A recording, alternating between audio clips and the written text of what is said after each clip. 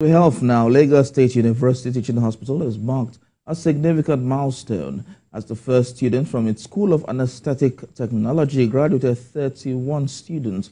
The Chief Medical Director, Professor Adetokunbo Fabanwo, congratulated the pioneering graduates for their accomplishments as he spoke about the school from its inception.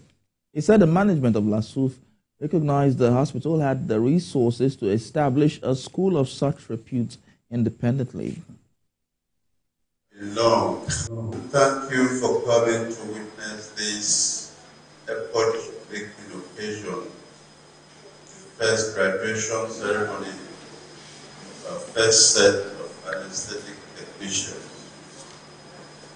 The journey has been long. The idea was conceptualized from a need to bridge the gap between the experts, the anesthetists, and the patient, and the machines.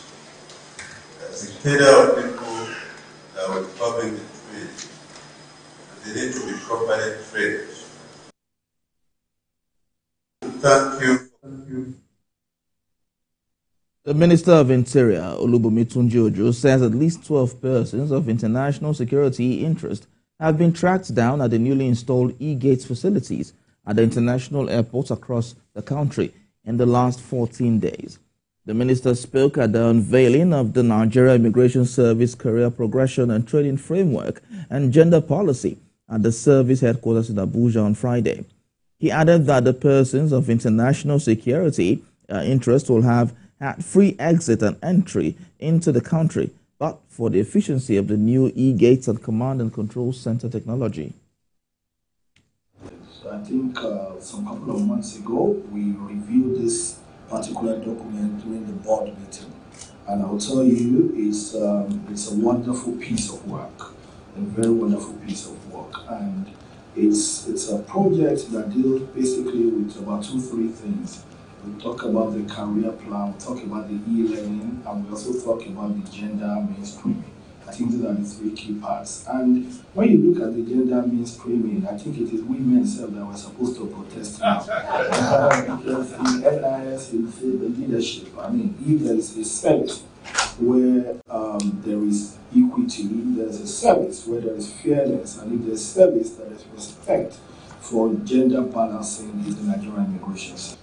Together, we have developed 2 key policy documents: the Career Progression and Training Framework and the NIS Gender Policy. These documents represent a paradigm shift in the management of our most valuable resource, our personnel. The Career Progression and Training Framework will provide clear guidance for training and career progression. To other news now, the Nigerian Port Authority is pursuing stronger collaborations with the private sector to grow the maritime industry. Managing Director of the NPA, Abubakar Dansoho, gave insight into government's vision when he visited the Onne and Port Harcourt's refinery ports in Rivers State. Our correspondent, Uche Okoro, reports. Nigeria is hoping to take its place amongst the big players of the maritime sector in Africa. And the agency in charge of making that dream a reality says government cannot do it alone.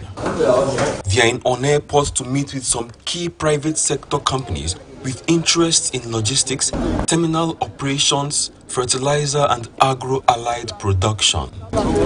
The Port Authority's mission is to convince these stakeholders to increase their investments in the industry. Nigeria, for us to improve capacity in ports and maritime industry, we need private sector investments. And where we are is a very good example of achieving that. This place was started like 5 years ago.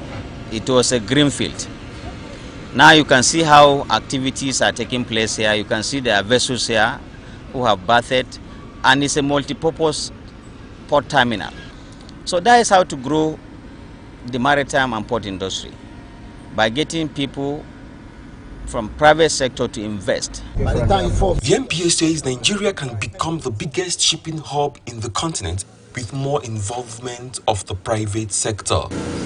But this depends on how much the government is willing to invest in technology, equipment, capacity building, and policy framework. We can only do as much as we can to make the investors feel comfortable with Nigeria, to make them feel happy, so that we can attract more. Because the more we have, the better. You know, like I said, we have to deepen our capacity and expand our facilities in a way that we can get more and more cargo in Nigeria. Thereby, after satisfying the domestic needs, we can also do transshipment. Transshipment means that the cargoes will land in Nigeria, they are not going to be opened here. Then we'll take them to landlord countries like Chad, like Niger, and even other countries that do not have the kind of facilities that we have. The NPA's long-term goal is to preside over a sector that can sustain the economy even better than oil and gas if this private-public partnership works out. Uche Okoro, TVC News, Port Harcourt.